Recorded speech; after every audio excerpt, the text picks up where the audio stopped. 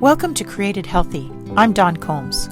It's a common idea that God gave us everything we need in nature, but do we believe it enough to walk that out in truth?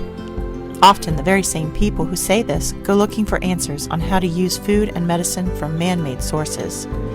Everything man creates comes with a user's manual. Why would God be any different? I challenge you to join me in seeking revelation about our body, mind, soul, and spirit health by digging into His written word and in practicing pure science in the visible world of His creation. Have you ever heard somebody say that something that they're facing is both a blessing and a curse? It seems like one of those popular sayings, but it's one of those that is actually rooted in truth. Today, here in Deuteronomy 26 through 28, it's all about this concept. So the Israelites are getting ready. We're still preparing to go into the land of milk and honey, the promised land. Moses is still preparing them and giving them all of their instructions. And one of the big things that he tells them to do is that as soon as they cross over into the land, as soon as they cross over the Jordan, they're going to come to two mountains, and they're opposite one another, Mount Gerizim and Mount Ebal. Somebody needs to write in and tell me whether I said that right. On Mount Gerizim, they're going to split the people. On Mount Gerizim, part of the Israelites are going to stand on the mountain and pronounce all of the blessings that God has promised.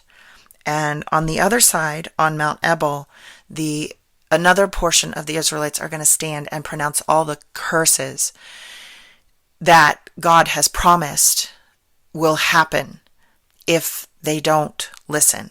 And so presumably in between you have a path. The path is freedom.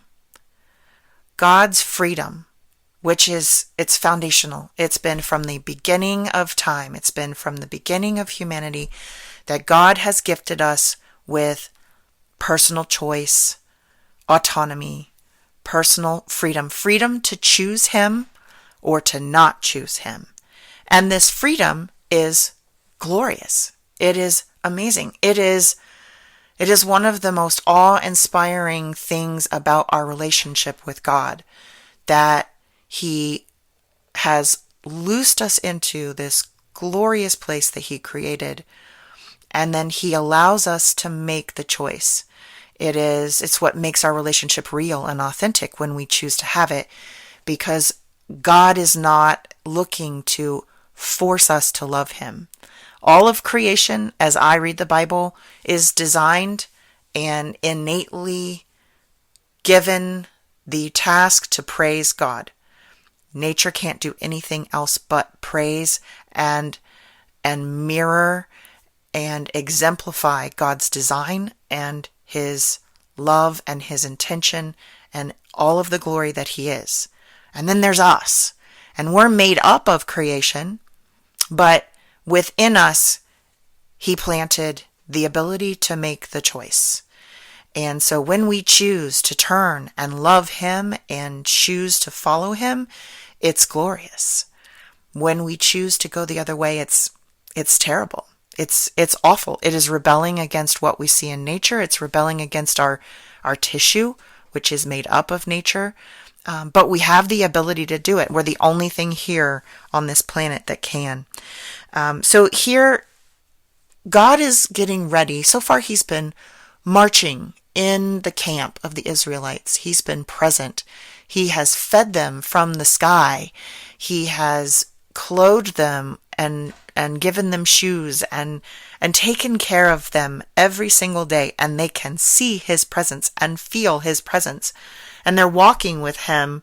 They don't see Him in person, but they can see evidence of Him being with them. And He's about to release them into this land where the land is going to reflect back God's care. He's still going to be the God of these people. But He's going to remove Himself to one spot.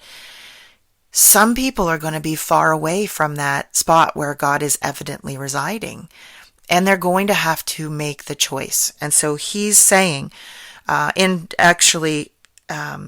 he's saying here that when you go in, I want you to physically call out what this means. You're going to take a path between two mountains in your life. On one side are blessings. On the other side is a curse. And they exist at the same time. So he goes on then to tell us what the symptoms will be. Because if we get an illness, there are symptoms. In Western methodology, we run around and chase the symptoms, unfortunately. And the symptoms are just curses that come from a disobedience and something that's gone wrong at the root. An illness that started in an imbalance that needs to be fixed. So these curses are symptoms that we have chosen wrong, that we're on the wrong road, that we're going the wrong way. We're creating dissonance in our flesh. And so the blessing here and the curse exist at the same moment. We can have health or we can have curse. We can be blessed or we can be cursed. So some of these things, if we choose to follow the curse, if we choose to go our own way, the ground is cursed, our wombs are cursed, our kneading bowl is cursed. Think about that, and a people that greatly rely on their bread. Pestilence will cling to you, confusion, consumption, fever, inflammation, blight, mildew. The earth will not provide, and the sky will not open to you. You will be defeated. You'll be an example of terror to all the nations. Your sons and daughters will be given to another people while your eyes look on and you yearn. I think about this with people sending their kids into the school systems, watching them being taken over by something that is not in their family, that is not of their beliefs, and only being able to look on. So many parents saying, well, I just can't take away their electronics. It's just they're going to fight and they're going to be so mad and it's just not possible and they're going to rebel, and that's happening. You will produce but not eat. Your animals will be slaughtered and you will not partake, because you didn't serve with joy and a glad heart for the abundance of all things. So the blessing is that we can choose to serve with joy and with a glad heart for the abundance of all the things that are around us. And when we do that, we get the opposite. We get all the blessings. When we choose to go our own way, we get all the curses. If you are not careful to observe my words and fear me, says God, I will bring extraordinary plagues on you and your descendants, even lasting and severe diseases and miserable and chronic sicknesses. So these are things that they saw in Egypt. He will bring back all the diseases of Egypt, of which you were afraid, and they will cling to you. Also, every sickness and plague that is not written about yet in the Bible, until you are destroyed. There is a blessing and a curse upon us every day, and how we choose to walk dictates whether we get to partake in the blessing or whether we get to partake in the curse.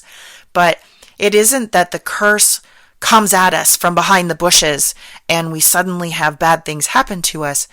The curse is happening because we are choosing to turn away from the blessing.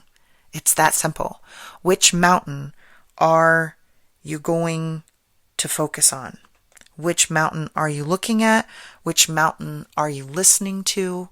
And I think it's really cool here how the first thing that God is saying in their newfound freedom of the land, that he has the Israelites act it out and we get to see it.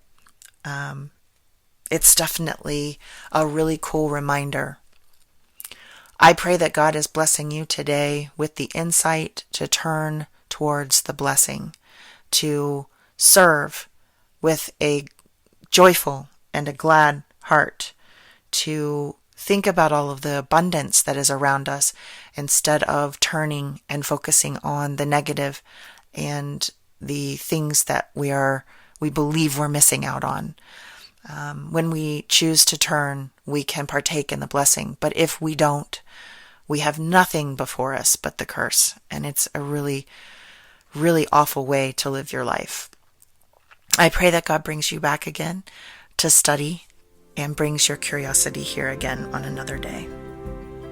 Thanks for listening. If you enjoyed this episode, please subscribe and share with a friend. And I'm always interested in hearing what God is laying on your heart. So drop me a rating or review, or join the conversation on Facebook, Instagram, or YouTube at Dawn Combs Really.